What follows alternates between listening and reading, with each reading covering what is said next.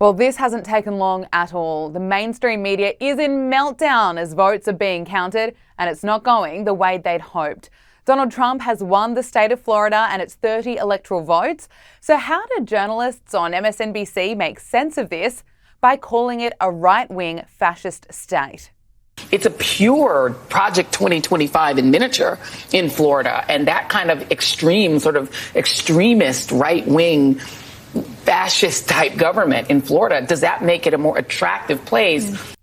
That is Joy Reid on MSNBC freaking out about the red wave. And with commentary like that, you wonder why people are switching off from the mainstream media.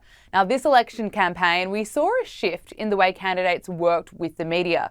On the one hand, we had Kamala Harris, who simply refused to do hard interviews for months, and when she did, it was a disaster. And then on the other hand, Donald Trump, he really leaned in, doing in-depth, long interviews on various platforms such as X, where voters got a true sense of who he is and what he stands for, without the awful bias and commentary from left-wing media outlets like MSNBC. In his final week of the election campaign, Donald Trump sat down with the world's biggest podcaster, Joe Rogan, which has had tens of millions of views. Earlier, I caught up with radio host and commentator Joy Reid, who's in Richmond, Virginia, about the media bias in America. Look, you're in the radio business, and it's interesting to see that people are really leaning into listening to long-form interviews, whether it be on radio or on long podcasts. What do you make of Joe Rogan's endorsement of Trump? Will that make a difference? I think it will make a difference with a younger demographic that has often been told you can't be Republican. They assume that Republicans are bigots and racists and xenophobes. Joe Rogan and his endorsement, I think, will influence that demographic that hasn't necessarily paid close attention to politics. I mean, in my case, I'm a gay Republican and younger than the average host who's on the air. And I've traveled around the world to 113 different countries, including Australia, and I'm kind of proud of that. So I think there are a lot of people who are attempting to break the stereotype and say, hey, you should give the Republican Party a chance because the things you've been told about Donald Trump and about us as Republicans probably aren't true. And we have a tendency to deliver for you in a way that'll make you happy.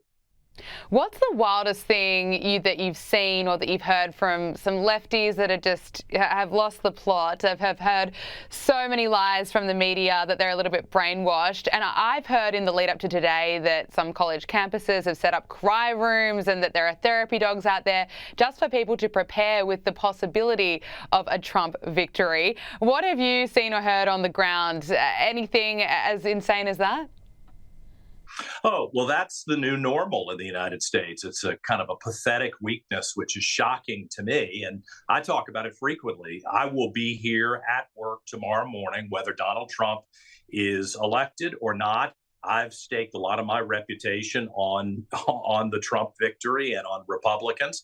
And it's going to hurt very badly if we are smacked down. But as a man, you've got to show up for work. You've got to continue to argue for your ideas. You can't lash out at people and be angry and vicious and mean because you're disappointed. I mean, anybody who's been in politics for years knows you win some, you lose some, and you have to shake it off and evaluate why the voters didn't accept you or why they rejected your ideas. It's a very bizarre a mindset that we have taught young people in the United States. And honestly, I hope if Donald Trump does win, it will be the wake-up call to say, no, wait a minute, maybe the folks who are a little left of center need to do some soul searching. I hope so. Look, I think that wake-up call is desperately needed. Look, I want to get your thoughts on what's possibly different about this election. We know in previous elections that there's been the shy Trump voter effect. Do you think that that's what we will also see happen this time around, that people will be voting for Donald Trump, but they might not be saying that to pollsters or out publicly?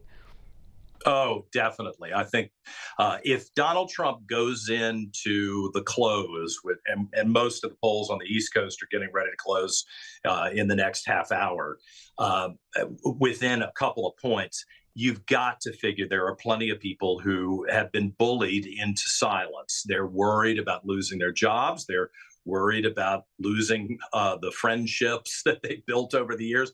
Family members won't speak to them. I mean, in some cases, there are people who are getting canceled. So they have changed their MO over the years, and they've kept it to themselves. And this is the one day when they get to walk in private, cast a vote for somebody that they want to see lead the country. So I think that if it is tight, and it looks like in most of these swing states, it's pretty tight, you're going to see a point or two that will surprise everybody. That's what happened in 2016. And when I suggested that back then, there were a lot of people like, oh man, this guy's crazy. How could this be true?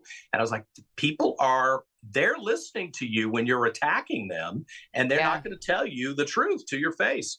Now, the truth is going to hurt for the people who aren't listening.